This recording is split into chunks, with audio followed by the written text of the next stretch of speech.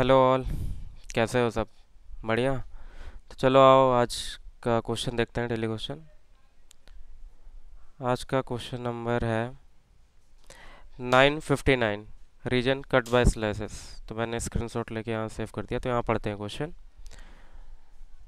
कि an n cross n grid is composed of 1 into 1 square where each 1 cross 1 square consists of backslash and forward slash or blank.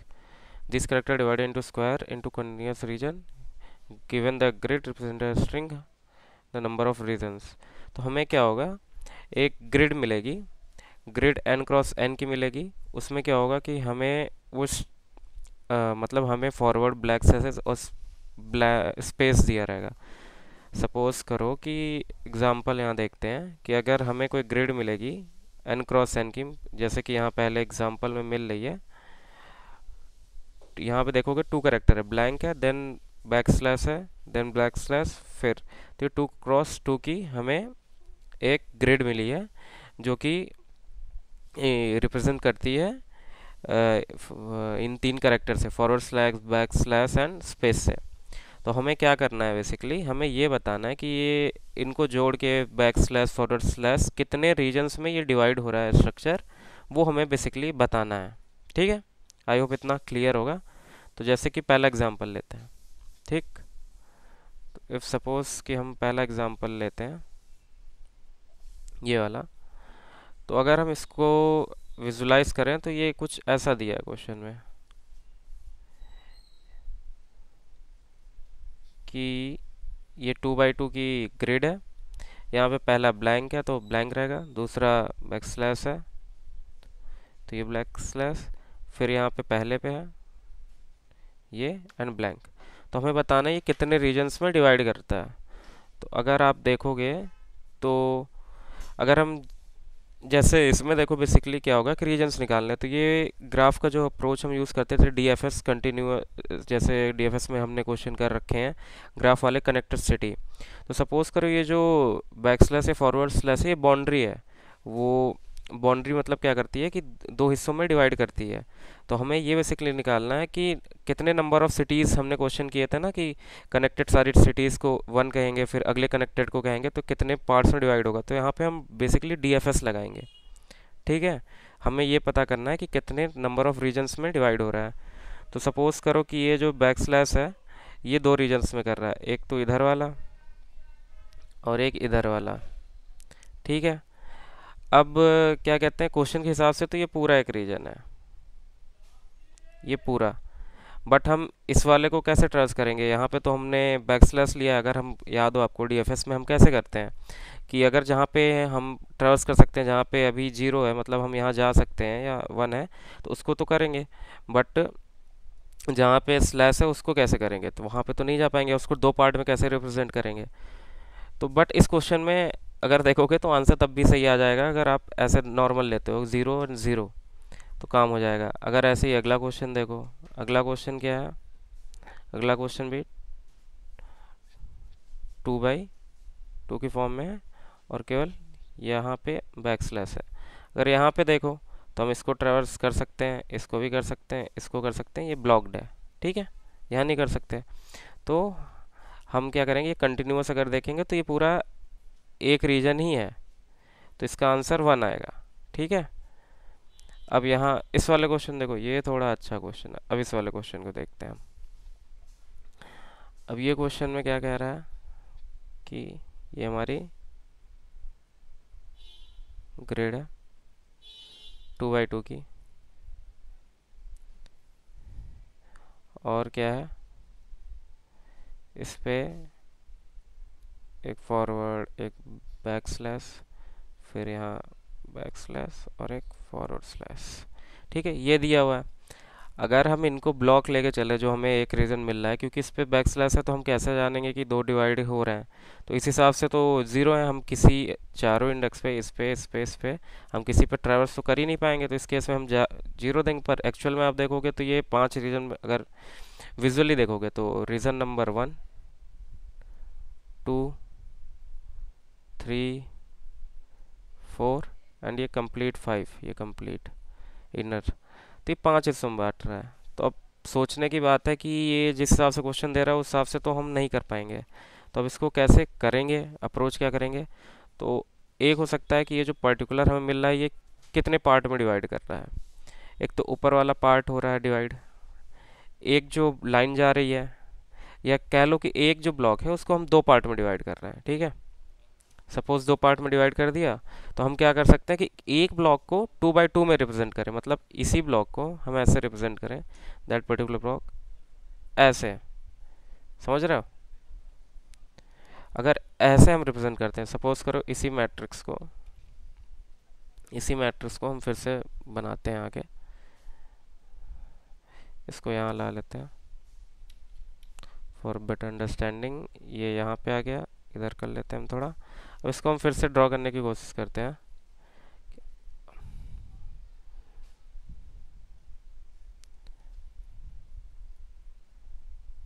ठीक है, और ये हमारी चार हो गए। अब एक ब्लॉक को हम 2 बाई 2 ब्लॉक में रिप्रेजेंट कर रहे हैं। सपोज करो ये फर्स्ट वाला ब्लॉक है, ऐसे ये सेकंड वाला ब्लॉक है। ड्राइंग इतनी प्रिसाइज नहीं है तो मैनेज कर लेना भाई, ये एंड ये। अब 2 बाई 2 को हमने 4 बाई 4 ब्लॉक में कर दिया। पहला हमें जो एक ब्लॉक हम क्या कहते हैं फॉरवर्ड स्लैश कर रहे थे, अब वो दो ब्लॉक में आ जाएगी, ठीक है, डायगनली। ऐसे ही सेम इधर ये डायगनली आ जाएगी, एंड इधर डायगनली आ जाएगी, एंड इधर। तो जिस ब्लॉक से हम पास कर रहे हैं वो तो हम उस पे तो ट्रेवल्स नहीं कर पाएंगे, वो कंटिन्यूस नहीं होगा। जिस पे नहीं कर पा रहे हैं वो तो एक एक रीजन हो जाएगा। तो अब इस वाले पर्टिकुलर ब्लॉक को तो हम नहीं कर पा रहे जब, पर अगर हमने 2 बाई 2 में किया तो हमारे पास दो एरो में आ गया।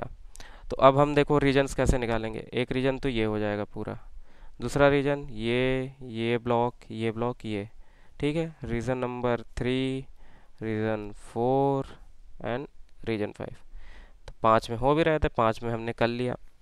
पर यहाँ अब भी दिक्कत है। अगर सपोज करो कि एक हमें मिलता है, एक एग्जांपल और लेता हूँ मैं।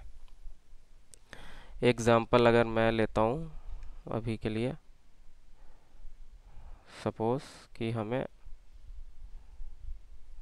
एक 2 बाई 2 की अगर मिलती है स्ट्रिंग कि ऐसी मिलती है, एक ऐसी है, ये भी बैकवर्ड है, ये भी बैकवर्ड है, एंड ये भी बैकवर्ड है।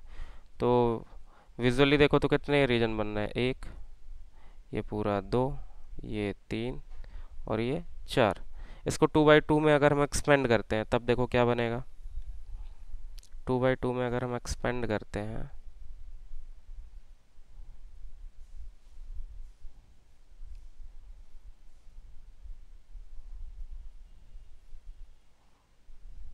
ठीक है, अगर हम 2 बाई 2 में एक्सपेंड कर रहे हैं इसको, अब देखो हमारा क्या बनेगा।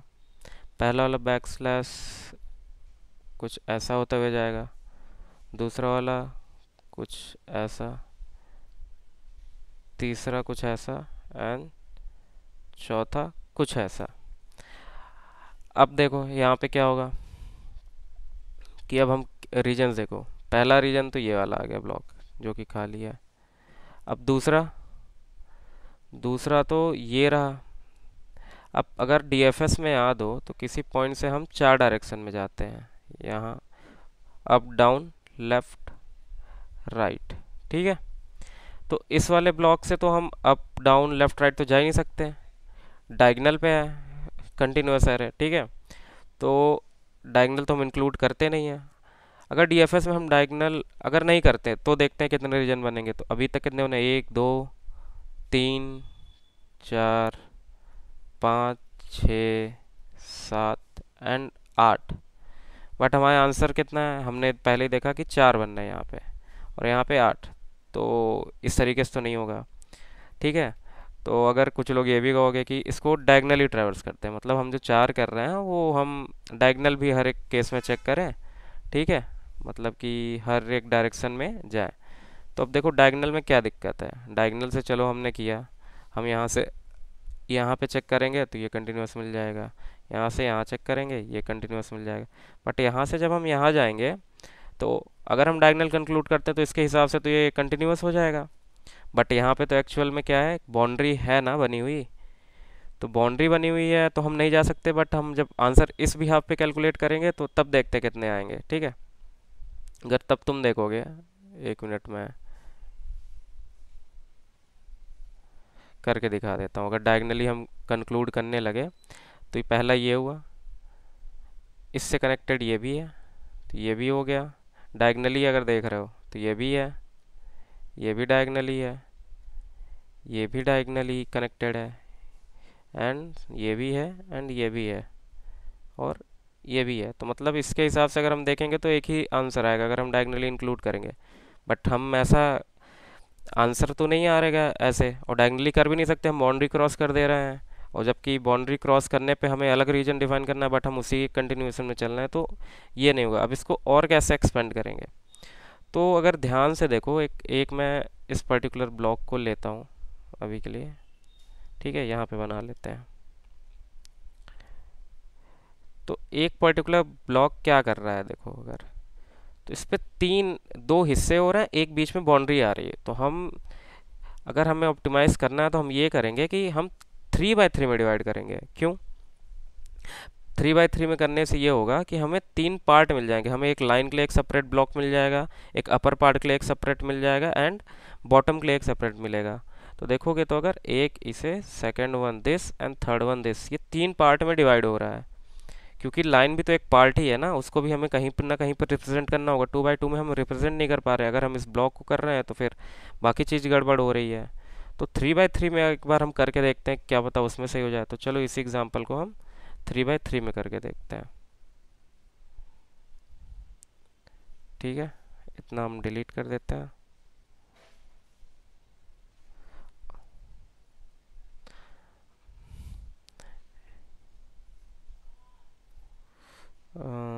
3 बाय 3 की एक मैट्रिक्स बना लेते हैं।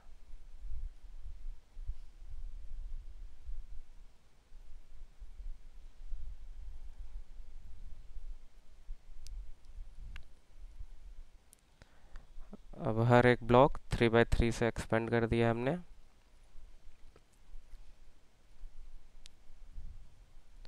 सेम यही यहाँ पे भी करेंगे हम।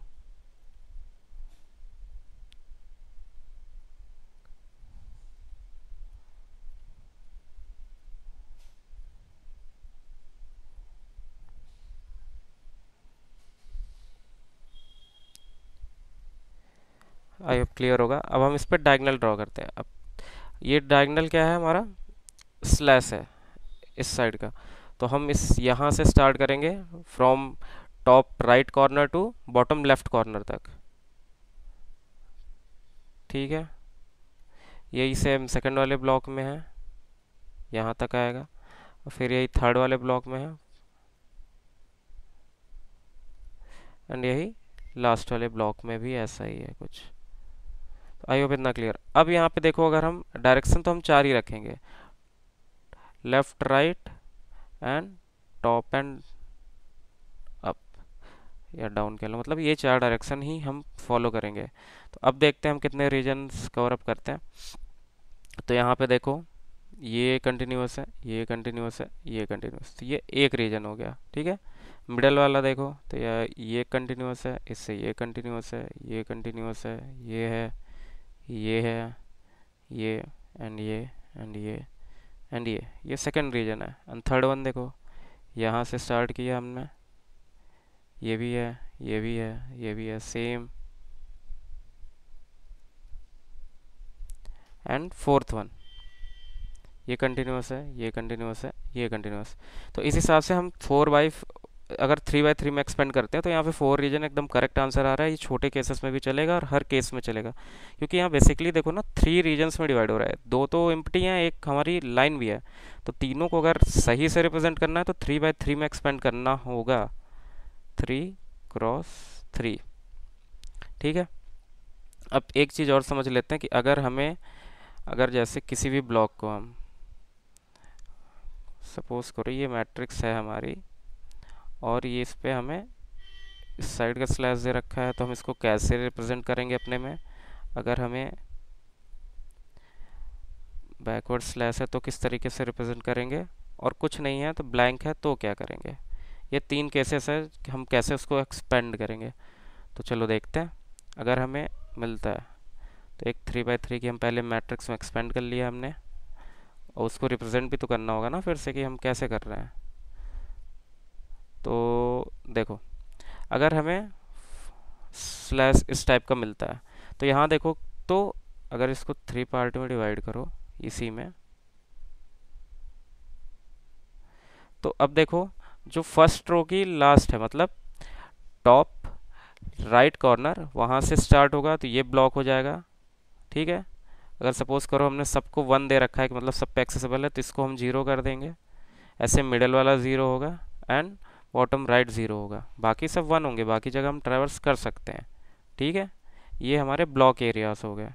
ऐसे ही सेम अगर तुम देखो तो हम क्या करेंगे, नीचे भी यही केस हो रहा है, बस यहाँ पे सेकंड डायगोनल पे हम 0 करेंगे, मतलब बाकी सब तो 1 है, हम कहाँ कहाँ 0 करेंगे, top left right, left top left में मिडिल 1, सॉरी इसको 0 करना है, मतलब यहाँ पे हम ट्रैवर्स नहीं कर सकते, ब्लॉक्ड पोजीशन है, एंड बॉटम राइट, बाकी सब तो 1 है, बाकी जगह हम ट्रैवर्स कर सकते हैं।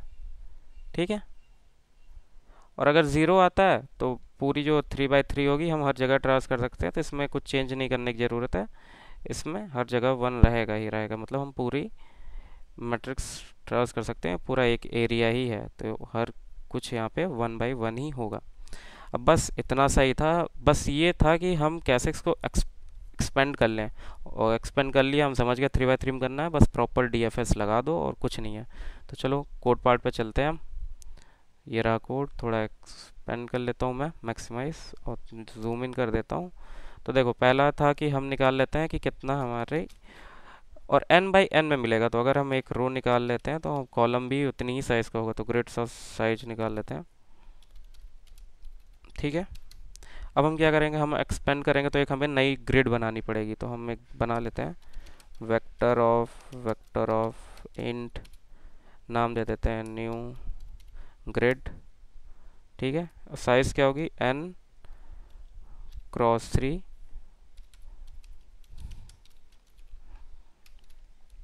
और फिर अगेन n×3, और सब में 1। स्टार्टिंग में हम सब जगह जा पा रहे हैं, और जहाँ जहाँ हम नहीं जा पाएंगे, जब हमें स्लैसेस मिलेंगे तो हम वहाँ पे ब्लॉक कर देंगे उस दैट पर्टिकुलर, वो एक लूप अलग चलेगा। तो ये हमने पहले तो एक 3 बाई 3 को n को एक्सपेंड करके 3n/3n कर लिया है। ठीक है, अब हम क्या करेंगे, अब उसको और आगे हम कैसे लेके जाते हैं, तो अब हमको क्या करना होगा, जो ब्लॉक पोजीशन से जैसा मैंने फिगर में समझाया था उसको हमको रिप्रेजेंट तो करना होगा ना, एंटी i=0, i<n i++।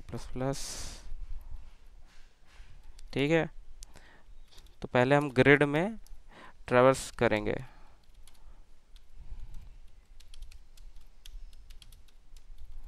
ठीक है, ग्रिड पे ट्रैवर्स करेंगे, फिर क्या होगा, अगर इफ़ सपोज करो कि जो हमारा ग्रिड है उसके आईजे पे हमको क्या मिलता है, एक बैक स्लैश मिलता है।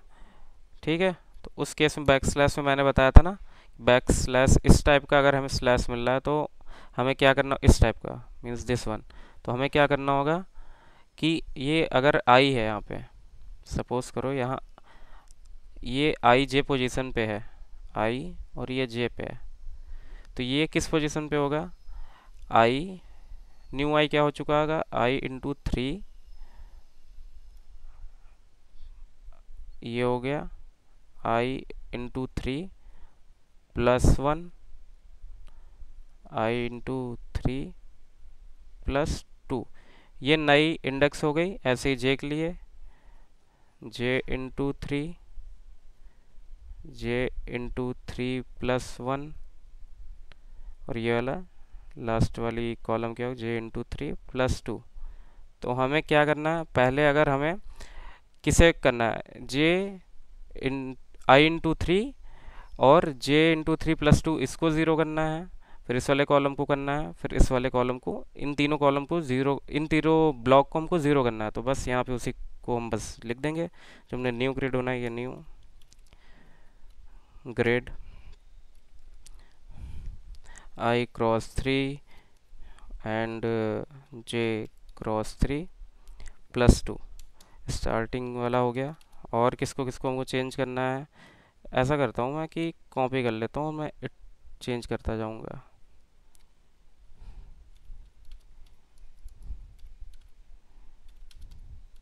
हमें चेंज तो जीरो करना है, चेंज कहाँ कहाँ करना है। अब सेकंड में क्या होगा कि मिडिल वाले के लिए हम कैसे रिप्रेजेंट करेंगे, +1, और लास्ट वाले के लिए यहाँ +2 आ जाएगा, एंड यहाँ पे जे। अगर नहीं समझ में आया तो इसको एक जगह कॉपी में लिखो और खुद से ये बना के देखो, तो हम इन तीनों पोजीशन को रिप्रेजेंट कैसे कर रहे हैं, बस वही यहाँ पे लिखा हुआ है। ये मत देख के कंफ्यूज हो कि इतना मल्टीप्लिकेशन और एडिशन कैसे हो रहा है, ठीक है। सेम वही लिखा हुआ है जो मैंने यहाँ समझाया। अगर ये ब्लॉक आई जे को रिप्रेजेंट करता है तो नए ग्रिड में ये ग्रिड है जो हमें गिवन है, ठीक है। और ये वाली नई वाली ग्रिड है जो हमने बनाई है खुद से, न्यू ग्रिड, जो कि n×3 साइज की हमने बनाई है। तो उस पर अब आई जे कहाँ पे आ चुका होगा, अब न्यू आई जे क्या होगा, 3i, न्यू जे क्या होगा, 3j, ठीक है। अब उसके top left, top right corner तो 3i और 3j+2 को ही रिप्रेजेंट करेगा। ऐसे ही तुम्हें इसको करना है, ऐसे इस वाले के लिए भी करना है, ठीक है। बस कॉपी पेन में एक बार बना के देख लेना, समझ में आ जाएगा। ऐसे बहुत कुछ इसमें ट्रिक है नहीं। और इफ़ सपोज करो कि ग्रिड हमारा फॉरवर्ड की जगह आई जे, अगर हमारा क्या है, बैक स्लैश 2 बार दिया है, क्योंकि क्या होता है सिंगल पे ये स्केप कर जाता है, तो डबल का मतलब होता है कि सिंगल को ही रिप्रेजेंट करे। क्वेश्चन में भी तुम देखोगे तो यही लिखा हुआ है, ठीक है। अब यहाँ पे फिर हम कॉपी पेस्ट करके अभी इसको सही करते हैं। अगर हमें बैकवर्ड मिलेगा तो हम कहाँ से स्टार्ट करेंगे, यहाँ से, मतलब 3i 3j 0 होगा, फिर 3i+1 3j+1 0 होगा, फिर ऐसे ही करके ये तीनों 0 होंगे। तो ये यहाँ कर देते 3i एंड 3j, फिर यहाँ 3i+1, यहाँ पे 3j+1, ऐसे ही 3j+2 3j, ठीक है, ये 0। तो ये हमारी न्यू ग्रिड तैयार हो गई, ठीक है। अब ग्रिड हमारी बन गई नहीं वाली। अब बस हमें क्या करना है कि एक हम वेरिएबल बना लेते हैं जिसमें रीजन काउंट करेंगे, या कह लो आंसर कर लेते हैं अभी के लिए 0। स्टार्टिंग में हमें नहीं पता कितने रीजन हैं। हम क्या करते हैं, एक फॉर लूप चलाते हैं, n=0, i<n n×3, क्योंकि अब 3 गुना साइज हो गई है, i++ for j=0, j<n×3 and j++, ठीक है। ये हमने बना दिया। अब हम क्या करेंगे, केवल नॉर्मल DFS लगाएंगे और चेक करते जाएंगे। तो DFS कब लगेगा, तो एक इफ़ कि अगर जो हमारी न्यू ग्रेड है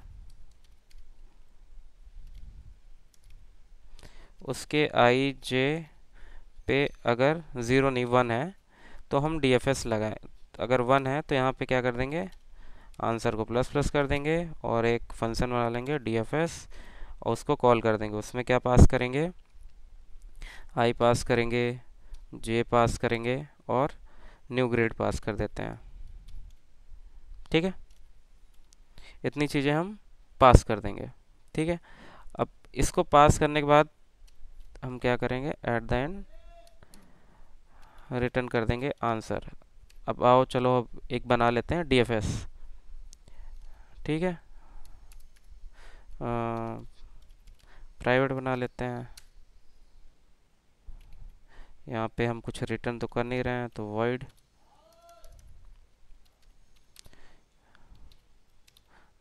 DFS int j and vector of vector है ना यहाँ पे, तो हम ये कॉपी कर लेते हैं, न्यू ग्रिड,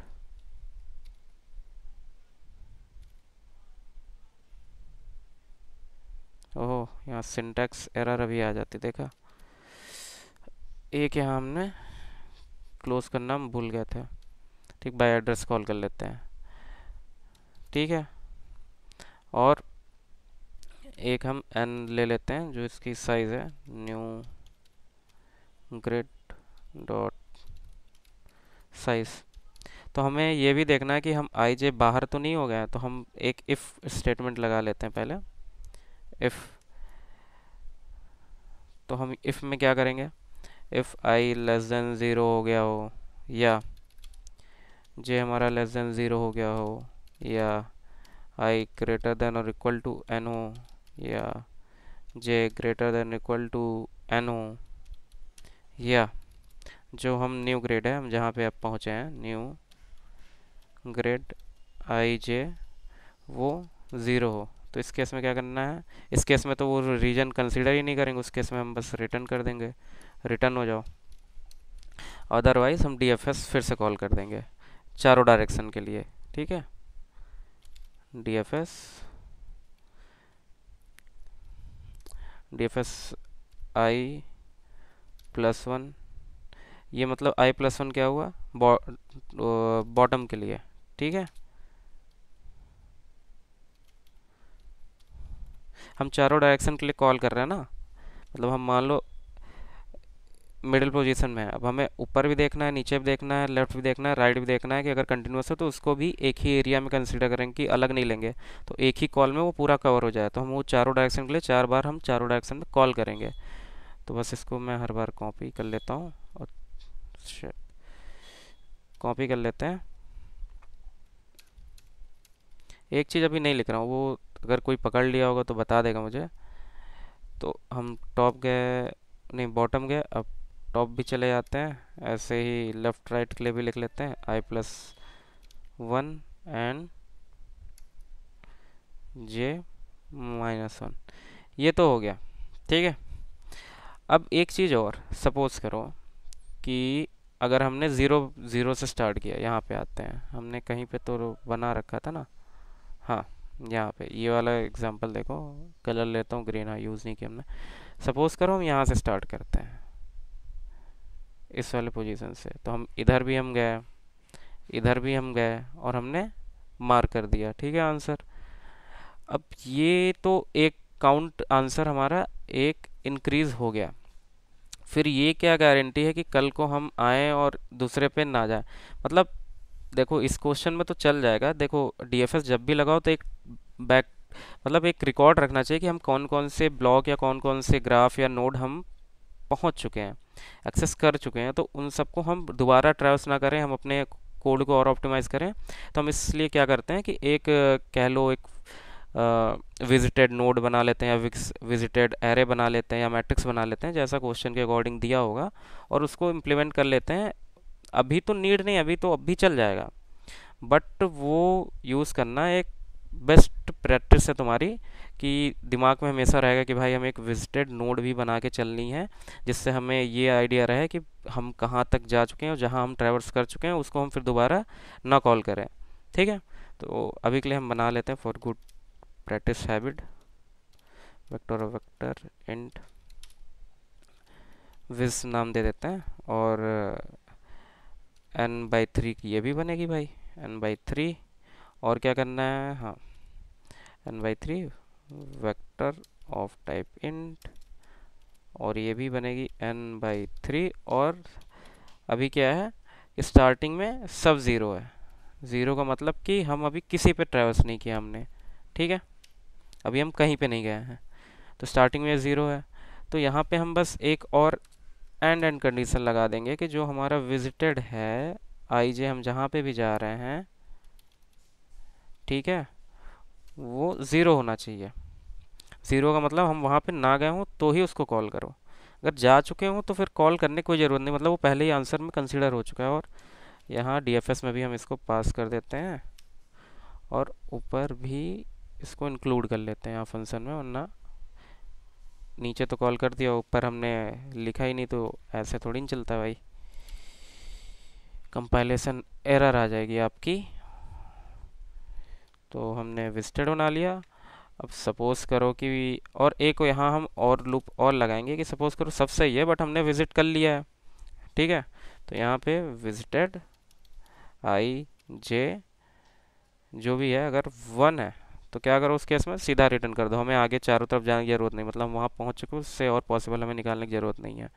और अगर नहीं पहुँचे हैं तो भाई इस बार हम ट्रैवर्स कर रहे हैं, तो इस बार आई जे को 1 कर दो। और इसको बाई एड्रेस ही पास करना है, क्योंकि अगर बाई एड्रेस पास नहीं करोगे तो क्या होता है कि रेफरेंस बाई वैल्यू पास करते हो तुम, रेफरेंस से नहीं पास करते, कॉल बाई वैल्यू कॉल करते हो, तो उसकी एक कॉपी बनाता है जो कि जब तक ये पर्टिकुलर फंक्शन कॉल होगा ना तभी तक रहेगी। फिर जैसे ही ये फंक्शन कॉल ख़त्म हुई तो जो तुमने चेंजेस किए हैं विजिटेड में ये कॉपी डिलीट होगी, पुरानी वाली हैज़ इट इज़ पड़ी रहेगी। अब यहाँ क्या होता है, कॉल बाई एड्रेस से कॉल बाई रेफरेंस से क्या होता है कि तुम चेंज यहाँ इस पर्टिकुलर फंक्शन के अंदर भी करोगे तो ये जो इसका पेरेंट कॉल जहाँ से भी आई थी उसमें भी चेंज जाएगा, वो परसिस्ट करेगा उसमें, ठीक है। ऊप के कंसेप्ट पढ़ोगे उसमें तुम्हें पता लग जाएगा call by value call by reference का क्या मतलब होता है। तो आओ एक बार रन करके देखते हैं इसको क्या है।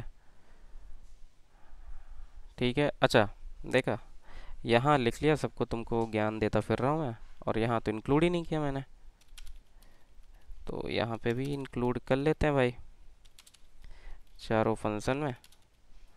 अब करके देखते हैं, तो हर एक केस के लिए सही चल रहा है, सबमिट करके देख लेते हैं।